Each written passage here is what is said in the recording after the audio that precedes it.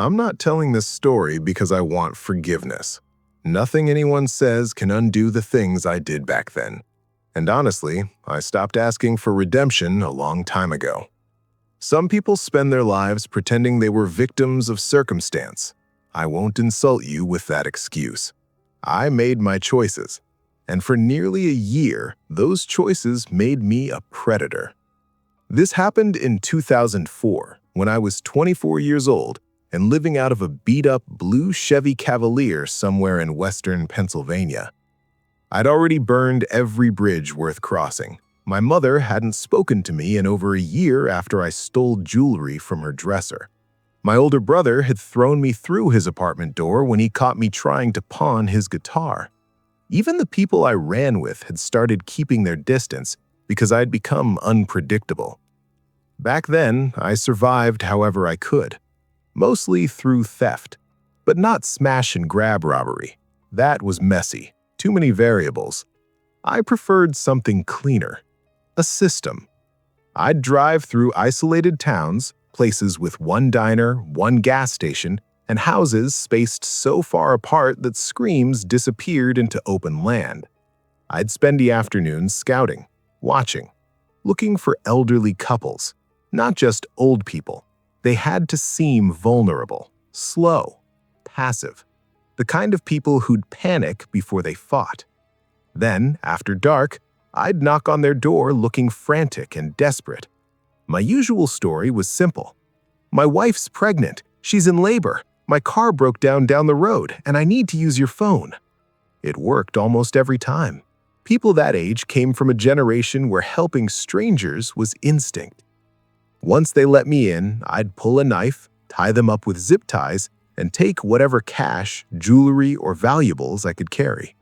I never hurt anyone physically, not because I was noble, because hurting people escalated things, and escalation got you caught. That was my rule. Steal, disappear, move on. I'd convinced myself that made me better than other criminals. Funny what people tell themselves so they can sleep at night. The night everything changed, I was driving through a tiny township called Briar Hollow. Population maybe 600. The kind of place where every mailbox leaned slightly to one side and every road seemed to vanish into darkness. I found the house just after sunset. It sat alone off County Route 18, about 20 yards from the road. No neighboring homes in sight. A rusted mailbox, a sagging porch, an old Ford pickup parked on the grass beside the house. Behind it stretched a wall of black woods that looked endless. Perfect. I parked my Chevy about 50 yards down the road, popped the hood for appearances, and walked up to the front door at exactly 9:07 p.m. I remember checking my watch. That detail stayed with me. I knocked hard, then harder. "Hello?" I shouted, forcing panic into my voice. "Please, I need help!" After maybe 15 seconds, the porch light clicked on. The door opened. An elderly woman stood there, thin as kindling, gray hair tied back in a loose bun, a floral nightgown hanging off her frame. But what struck me immediately was her expression. She wasn't alarmed, wasn't confused. She was smiling, not warmly, not kindly, just smiling. "Yes?" she asked. I launched into my routine. Car trouble, pregnant wife, hospital. "Please, I just need to call someone." The woman listened without interrupting. Then she placed one bony hand on my shoulder. Her grip was surprisingly firm. "Oh, honey," she said softly. "Come inside." Something about her voice made my skin tighten. Still, I followed her in. Greed overrode instinct. The house smelled wrong. That was the first thing I noticed. Not dirty, not moldy. Something sour and metallic beneath the normal scent of old wood and dust. The living room was dimly lit by a single lamp. Everything looked outdated by at least 30 years. Plastic covers on furniture, yellow wallpaper, crocheted blankets. The woman gestured for me to stand near the center of the room. "Don't you worry, we'll take care of you." Then she turned towards the hallway and yelled, "Leon!" Her voice hit the walls like a gunshot. A moment later, footsteps, heavy ones. A man stepped into the room, and every single plan I had evaporated. He was enormous, at least 6'4", maybe 300 pounds, broad-shouldered, thick-bearded, and no older than 30. He held a hunting rifle loosely in one hand. He didn't aim it, didn't need to. The message was clear enough. I felt my stomach drop. This wasn't supposed to happen. The old woman smiled wider. "This is my son," she said. "He'll take a look at your car." I opened my mouth to object, but before I could speak, she shouted again, "Harlan!" Another set of footsteps. An elderly man entered from a side room. He was bent at the waist and limped badly, but his eyes locked onto me with unsettling intensity. Nobody spoke. They just stared. The smell in the house seemed stronger now, that sour metallic odor, and under it, something rotten. My instincts finally screamed what my greed had ignored. Get out. I forced a nervous smile. "Actually, I think I left my phone in the car." The old woman tilted her head. "Oh?" She took a step towards me. So did Harlan. And from the corner of my eye, I saw Leon moving to block the front exit. That was enough. I bolted. I shoved past Harlan, nearly knocking him over, yanked open the door, and sprinted for my car. Behind me, the old woman shrieked, not in fear, in anger. "Leon!" I hit the gravel shoulder and ran for my car. When I reached it, my blood turned to ice. All 4 tires were flat, not punctured, slashed. Deep, jagged cuts ripped through every sidewall. For half a second, my brain refused to process what I was seeing. Then I heard the crunch of footsteps behind me. Leon, coming fast, rifle in hand. And that's when I made the worst desperate choice of my life. I ran into the woods. Branches tore at my face as I pushed through the darkness. The forest swallowed all light within seconds. I didn't stop until my lungs burned. Then I dropped behind the base of a massive oak tree and forced myself still. The night was silent. For a moment, I thought maybe I'd lost him. Then, crunch. Heavy footsteps, slow, methodical, coming closer. I pressed myself flat against the cold earth, barely breathing. The footsteps stopped, so close I could hear his breathing. I turned my eyes slightly, and there he was, less than 3 feet away. Leon stood with the rifle hanging at his side, scanning the darkness. He was smiling, like he was enjoying this. Then he whispered into the woods, "You can come out now." My entire body locked, because his voice wasn't aimed at me. It was directed deeper into the trees. And a second later, I heard movement. Multiple sets of footsteps, answering him from somewhere in the dark. For a second, I thought my mind was playing tricks on me. Lying there in the dirt with leaves stuck to my face, every muscle locked so tight it felt like my bones might crack.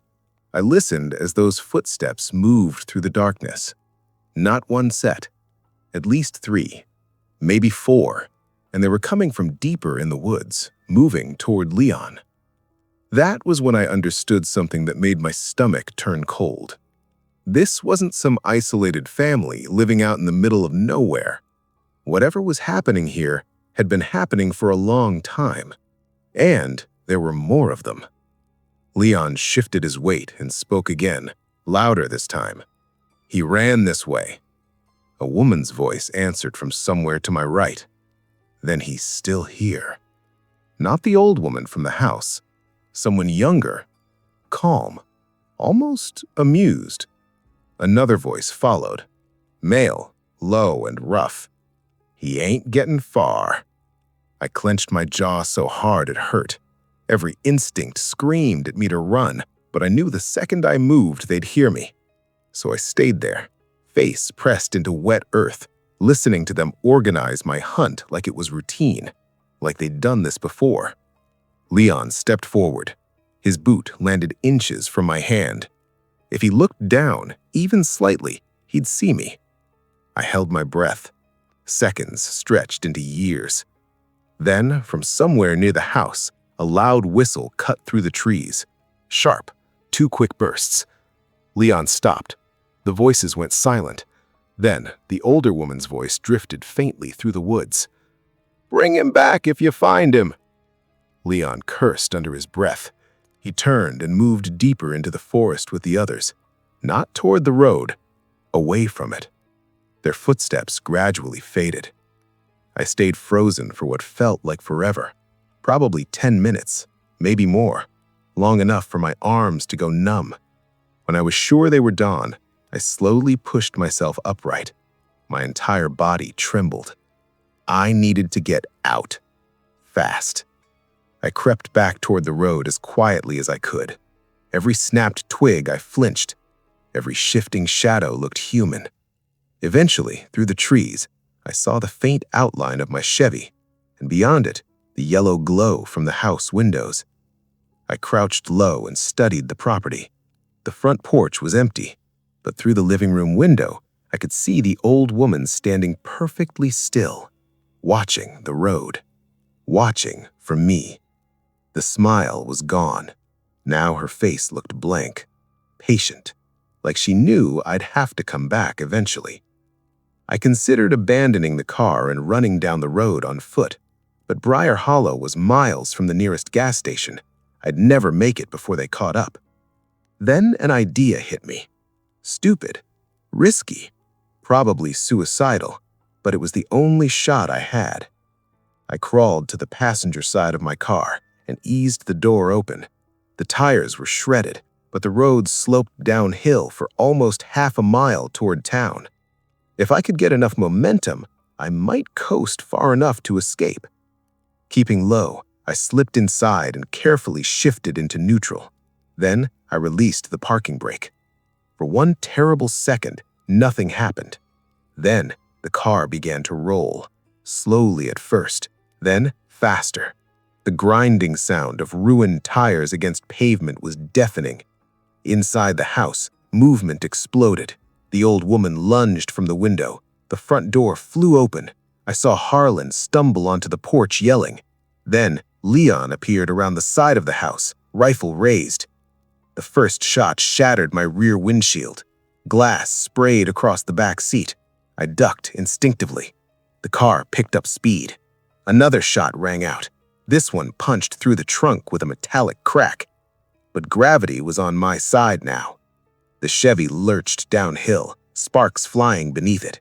I gripped the wheel and prayed the axles held. Behind me, I could hear shouting, but the house was shrinking. The road curved, and then it disappeared behind trees. I didn't stop rolling until the front rim finally collapsed half a mile later, jerking the car violently into a ditch. I scrambled out and ran. No plan, no direction, just toward town. My lungs burned, my legs screamed, but fear pushed me harder than adrenaline ever had before. After what felt like an hour, I saw lights, a gas station, still open. I stumbled inside, looking like I'd clawed my way out of hell. The clerk stared at me. "What happened to you?" I told him I'd hit a deer and crashed, that I needed a tow. He looked skeptical but made the call. I sat there shaking while we waited. Every pair of headlights outside made my heart stop. I expected Leon's truck to come roaring into the lot, expected that old woman to walk through the door smiling, but they never came. The tow truck arrived just before midnight. The driver hauled my ruined Chevy out of the ditch without asking many questions. I paid cash, left before sunrise, and never went back to Briar Hollow. For weeks afterwards, I couldn't sleep. Every creak in my apartment made me think they'd somehow found me. Every knock at the door sent me reaching for a weapon. I kept seeing Leon's smile in the woods, kept hearing that woman's voice. Then he's still here. Eventually, I convinced myself I'd overreacted. Maybe they were just violent, paranoid people protecting their property. Maybe they slashed my tires because they thought I was lying. Maybe everything else was my fear twisting reality. That lie lasted exactly 3 months. Then I saw the newspaper article. I was eating breakfast at a diner outside Harrisburg when the headline caught my eye. Local hunters discover human remains in wooded pit near Briar Hollow. The article said partial skeletal remains from at least 6 people had been buried in a shallow ravine less than a mile off County Route 18. Most were too decomposed to identify. No suspects were named. No arrests were made. The investigation eventually faded from public attention. But I knew. I knew exactly where those woods were, and I knew exactly what kind of people lived there. For the first time in my miserable life, I understood what it felt like to be prey. That night changed me. Not instantly. I didn't suddenly become some reformed saint. Life doesn't work that way. But the thrill I'd once felt robbing people was gone, replaced by something colder. Shame, fear, the sick understanding that karma doesn't always come through police sirens or prison bars. Sometimes it comes in the form of a lonely house on a forgotten road where people far worse than you are waiting behind a smiling old woman's front door. I still think about that family, about what they were doing out there, about how many desperate travelers never made it back down that hill. And sometimes, late at night, one thought still keeps me awake. If my tires hadn't caught enough slope, if Leon's aim had been a little better, if I hid one tree farther back, I wouldn't be telling this story. I'd still be out there somewhere, buried in those woods, just another set of bones beneath Briar Hollow. I used to think boredom was harmless. People talk about boredom like it's some minor inconvenience, something you fix with a movie, a phone, or a late-night snack. But boredom can rot you from the inside. It can push you toward things you'd never imagine yourself doing, not because you're desperate, but because you're curious what it feels like to cross a line and get away with it. That's how this started. Not with greed, not even with anger, just boredom. Back in 2016, I was 27 and working overnight security at a shopping plaza in Cedar Ridge, Indiana. It was one of those massive suburban retail strips built on the outskirts of town. 20-something stores lined up in a giant rectangle, everything from shoe outlets and electronics stores to a discount furniture warehouse and a pet supply shop. During the day, the place was packed. At night, it became a ghost town. And my job was to sit in a small security office from 10 p.m. until 6 a.m., monitor cameras, and do hourly patrols through the back maintenance corridors. At first, it felt like a dream. No customers, no boss hovering over my shoulder, no endless small talk. Just me, a bank of security monitors, and enough silence to hear the building breathe. I'm naturally introverted, so I loved it. For maybe the first 2 months. Then the novelty wore off. The silence stopped feeling peaceful and started feeling oppressive. Every shift blurred into the next. I'd drink stale coffee, scroll through podcasts, stare at camera feeds showing nothing but empty aisles and flickering fluorescent lights. Some nights, I'd go hours without hearing anything except the hum of the ventilation system. That kind of monotony does strange things to your brain. It makes you look for stimulation. And eventually, I found mine. The back maintenance hallways connected every single store to the security office. That meant, with my access card, I could unlock the rear service doors to every business in the plaza. Officially, this was for emergency checks. Unofficially, it meant I had unrestricted access to tens of thousands of dollars worth of merchandise. For a while, I just explored, walked through darkened stores after hours, browsed shelves under emergency lighting. There was something weirdly thrilling about standing alone in a closed electronics store at 3 a.m., like I'd slipped into some hidden world not meant for regular people. Then one night, while checking the shoe store, I noticed something. A blind spot. One corner of the stockroom wasn't visible on any camera. I tested it, stood there and reviewed footage afterward. Nothing. No trace of me. That should have been the end of it. Instead, it became an obsession. Over the next few weeks, I mapped every blind spot in the plaza. I treated it like a game, standing in suspicious corners, reviewing footage, taking notes in my phone. I told myself it was harmless curiosity, but deep down, I already knew where this was headed. The first thing I stole was a baseball cap.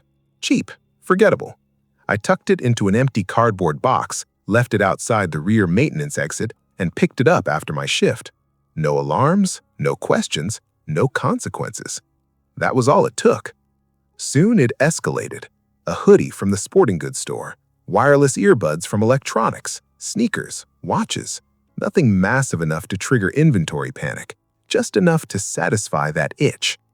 And because I was methodical, nobody suspected me. By the time 6 months had passed, stealing had become part of my nightly routine. Some people smoked on break, some scrolled TikTok.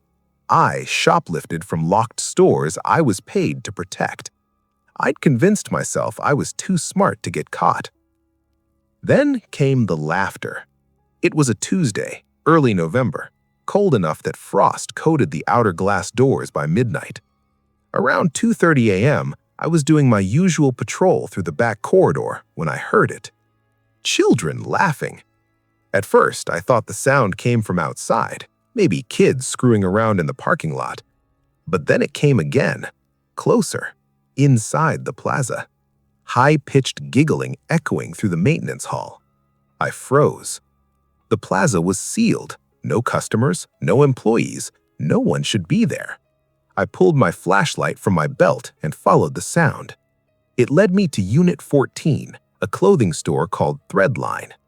The laughter stopped the second I stepped inside. The store was dark except for emergency exit signs casting weak red light across rows of clothing racks. I swept my flashlight through the aisles. Nothing. "Security?" I called. "If someone's in here, come out now." Silence. Then whispers. Faint, moving somewhere near the back of the store. I followed. The whispers shifted location the moment I approached, like whoever was making them kept moving just out of sight. Then the laughter started again, this time directly behind me. I spun. Empty aisle. My beam shook in my hand. "Knock it off!" I shouted. The laughter stopped instantly. The silence that followed felt worse, like the store itself was listening. I searched every corner. Stockroom, changing rooms, display areas. Nothing. No broken locks, no signs of entry, no footprints. Nothing. Finally, unnerved and annoyed, I returned to the security office and reviewed footage. What I saw made my stomach knot. The cameras showed me walking through the store alone, shouting into empty space, swinging my flashlight wildly around. There was no one else, not even a shadow. I told myself exhaustion was messing with me. I'd been pulling extra shifts. Lack of sleep can do strange things. So I brushed it off. I had 2 nights off after that. When I came back Friday evening, I asked Marcus, the guy covering my days off, if anything weird had happened. He laughed. "Dead quiet, man. Why?" I almost told him. Instead, I shook my head and said it was nothing. That night, around 3 a.m., I went back to Dreadline. Partly to prove to myself I hadn't imagined it, partly because I planned to grab a pair of Vans I'd had my eye on. The store was silent. Normal. I made my way to the sneaker section, grabbed the box, and was halfway through checking my size when something rushed past me. Fast.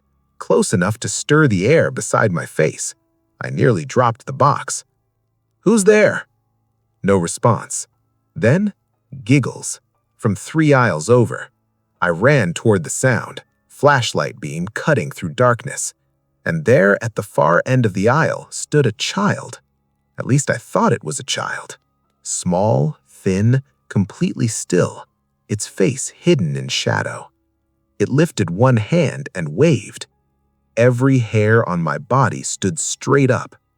"Hey!" I sprinted towards it. For half a second, my flashlight illuminated pale fingers. Then I blinked, and it was gone. Not ducked away, not hidden. Gone. The aisle was empty. The laughter erupted all around me. Dozens of voices, some near, some far, all children, mocking, taunting. I turned in circles, panic rising in my chest. Then one voice broke through the others, clear, close, right beside my ear. It whispered my full name. Daniel. I stopped cold. The flashlight nearly slipped from my hand. Nobody should have known I was there. Nobody should have been close enough to whisper. And then from somewhere deeper in the store, another child's voice giggled and said, "He took the shoes again." My blood turned to ice because I was still holding the box of stolen Vans in my hands. For a moment, I couldn't move. I just stood there in the middle of that dark aisle, clutching the shoebox so tightly my knuckles burned. The voice had been right beside me, not echoing through the store, not distant, close enough that I should have felt breath against my ear. And what it said hit harder than hearing my name. He took the shoes again. Again. That word lodged itself in my brain. How could anything in that store know I'd stolen before? No one had ever caught me. No reports had been filed. No cameras had seen me. I'd built my whole little criminal routine around precision, around certainty. Yet somehow, something had just called me out. The laughter exploded again. It came from every direction now, bouncing off the walls, ricocheting through the aisles until I couldn't tell where it started or ended. I dropped the shoebox. It hit the floor with a loud thud, and I ran. Not calmly, not rationally, I bolted like a terrified animal. I shoved through hanging racks, nearly tripped over a display stand, and sprinted straight for the rear service door. The laughter followed me the entire way, high-pitched, breathless, like a pack of children chasing me just out of sight. The second I hit the maintenance corridor, it stopped. Completely. The sudden silence was somehow worse. I slammed the steel door behind me and leaned against it, gasping. The corridor stretched empty in both directions. No movement, no sound, nothing. I stayed there for almost 5 full minutes, trying to steady my breathing. Then I marched straight back to the security office and locked myself inside. My hands were shaking so badly I could barely work the keyboard. I pulled up every camera feed from Dreadline and rewound the last 10 minutes. What I saw made my stomach drop. There I was, visible from multiple angles, walking into the sneaker aisle, stopping, suddenly spinning around, then backing away in panic. At one point, I was staring directly at something just beyond the edge of the frame. But the aisle itself was empty. No child, no movement, no shadows. Then came the part that chilled me most. The footage clearly showed me dropping the shoebox, except the box didn't just fall. It was yanked from my hands, hard, like someone had ripped it away. My arms jerked forward with the force of it. But there was nothing there. The box flew 3 feet across the aisle on its own. I replayed it 6 times. Same result. I sat there staring at the monitor, trying to force logic onto what I'd seen. Faulty frame rate, faulty visual distortion, a trick of perspective. Anything. But deep down, I knew. Something was wrong in that store. The rest of my shift passed in dead silence. I didn't leave the office again. At 6 a.m., my supervisor, Elaine, arrived for the morning handoff. The moment she saw my face, she frowned. "You look awful." I told her everything. Well, almost everything. I left out the stealing, but I described the laughter, the child, the voice, the cameras. She listened with the expression people reserve for someone they're not sure is joking. Then she reviewed the footage. I watched her face carefully. Confusion, concern, then suspicion. Because from her perspective, The footage showed exactly what it had shown before. Me wandering around an empty store, panicking at nothing. She folded her arms. "Daniel, why were you even in the sneakers section?" I hesitated. Too long. Her eyes narrowed. Then she noticed the Vans still sitting in the aisle on the frozen frame. The exact pair I had been trying to steal. That was all it took. Her whole demeanor shifted. How long have things been missing? My stomach dropped. I tried to deflect, tried to redirect the conversation back to the footage, but she was already putting it together. The odd inventory discrepancies stores had quietly reported over the past few months, my erratic behavior, the shoes, the fact that I was the only overnight guard. It clicked for her, all at once. Jesus Christ, you've been stealing! I denied it, weakly, pointlessly. She didn't believe me, and honestly, I didn't care anymore. The laughter, the footage, that impossible voice. Being accused of theft felt like the least terrifying thing happening. Elaine told me to stay put while she called upper management. The second she stepped out of the office, I grabbed my keys and left. I quit on the spot. Didn't even collect my final paycheck. I drove home and spent the rest of the day lying awake in bed replaying everything. That should have been the end. It wasn't. That night, around 2 a.m., my phone rang. Unknown number. Against my better judgment, I answered. Static. Then faint laughter. Children. I hung up immediately. 30 seconds later, it rang again. Same static, same laughter. Then a voice whispered, "You forgot your shoes." The line went dead. I threw my phone across the room so hard it cracked against the wall. For 3 days, I barely left my apartment. I ignored calls from work, ignored texts from Elaine demanding answers. Eventually, I worked up enough nerve to drive back to the plaza in bright light. Not to confess, not to apologize. I needed to know if there was some explanation, something rational. The place was busy with weekend shoppers, completely normal. I found Marcus outside smoking and asked if anything strange had happened lately. He gave me a strange look. Then he said something I'll never forget. "You mean the sides thread line?" My stomach tightened. "What about it?" He shrugged. "That store has had weird stories for years. Used to be a daycare there before the plaza got renovated." I stared at him. "What kind of daycare?" He frowned. "You seriously don't know?" I shook my head. Marcus looked uneasy. Then he said, "Back in the 1990s, there was a fire." My mouth went dry. He continued. "Electrical fault, middle of nap time, sprinkler system failed. By the time firefighters got inside, 6 children and 1 teacher were dead. The whole section had been gutted and rebuilt years later. Same foundation, same footprint, different store." I felt sick. Marcus studied my face. "You okay?" I mumbled something and left. I spent the next week researching. He was right. The records were easy enough to find. 6 children, all between 5 and 8 years old. And when I found the archived newspaper photo of the memorial service, I nearly blacked out. One of the children, a little girl in a blue dress, was unmistakably the figure I'd seen at the end of the aisle. Same thin frame, same pale hand, raised in a wave. I wish I could tell you that was the last strange thing that happened. It wasn't. For months after quitting, I kept hearing laughter, sometimes through my apartment vents, sometimes faintly through my phone speaker when no call was active. Once, while shopping at a grocery store, I passed a display mirror and caught the reflection of a small figure standing behind me. When I turned, no one was there.